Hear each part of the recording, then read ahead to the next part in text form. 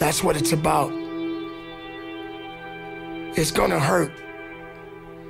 Sometimes it's gonna get tough. But when it get tough, you get tough. You can't stop cause you're tired. You can't stop cause you got your feelings hurt. You gotta take another lap. Keep walking, keep walking, keep walking. You're gonna make it, you're gonna do it.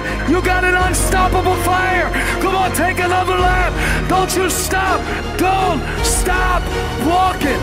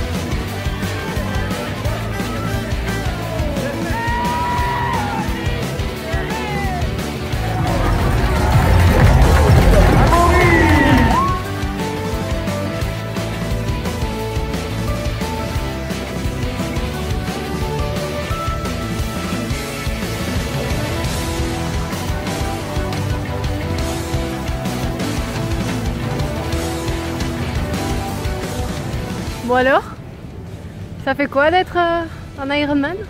Ça fait mal. Ça fait mal? Ça fait mal au plus.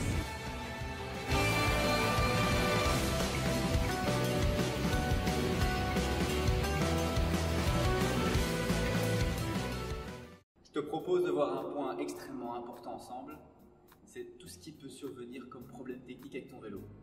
Parce que personnellement, j'ai eu une mauvaise expérience.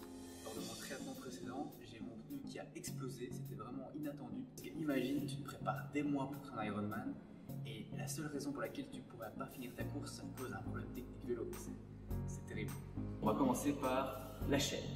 Si maintenant tu as ta chaîne qui pète, donc tu as une maille, et bien ce que tu peux faire, c'est avec un petit démon de rivet, tu sais, enlever le rivet correspondant pour faire en sorte que tu aies deux chaînes mâles disponibles, et là-dessus tu peux rajouter une sorte de connecteur entre ces deux chaînes, et ça normalement voilà, ça va te permettre à ta chaîne d'être toujours fonctionnelle et de pouvoir terminer ta course.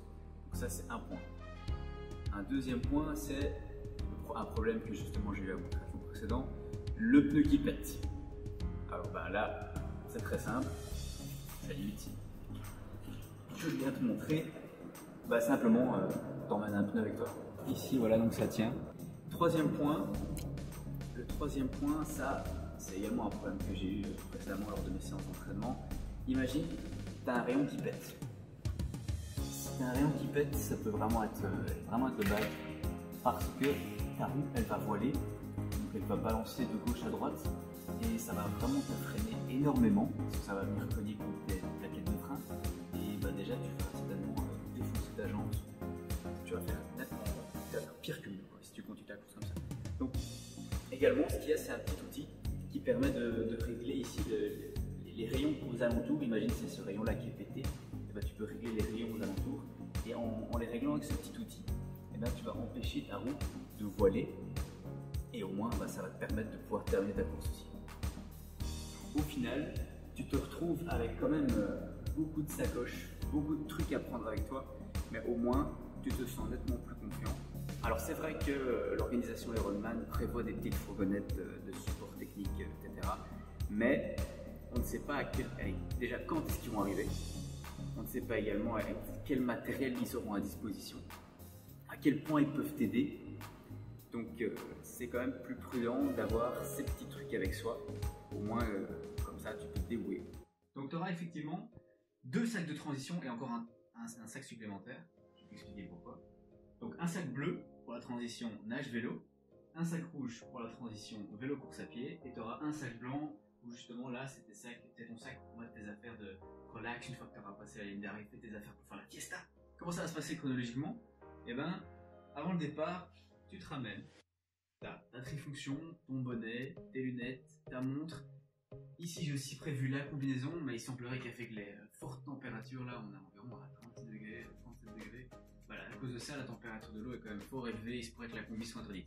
Ça c'est une information qu'on aura 1 heure avant le départ si on peut l'utiliser ou pas. Alors, quand tu as fait ta nage, tu vas arriver dans la zone de transition, là tu vas aller chercher ton sac bleu. Tu vas l'emmener avec toi dans la tente, tu vas faire tes changements dans la tente.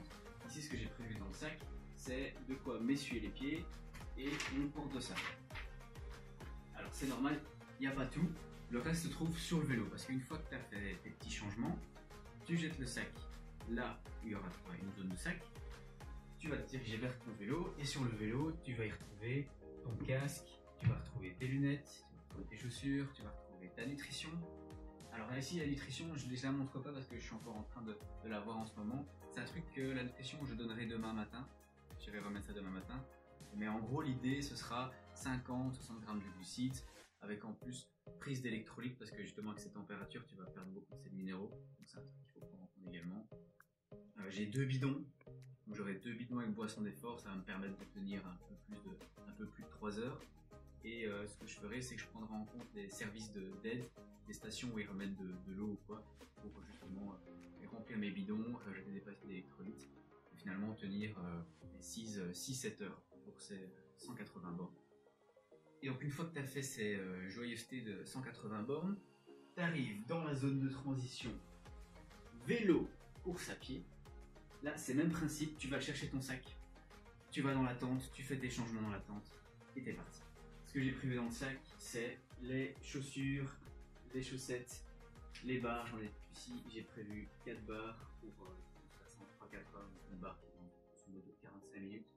Et avec les températures, là, je pense que la casquette sera absolument nécessaire.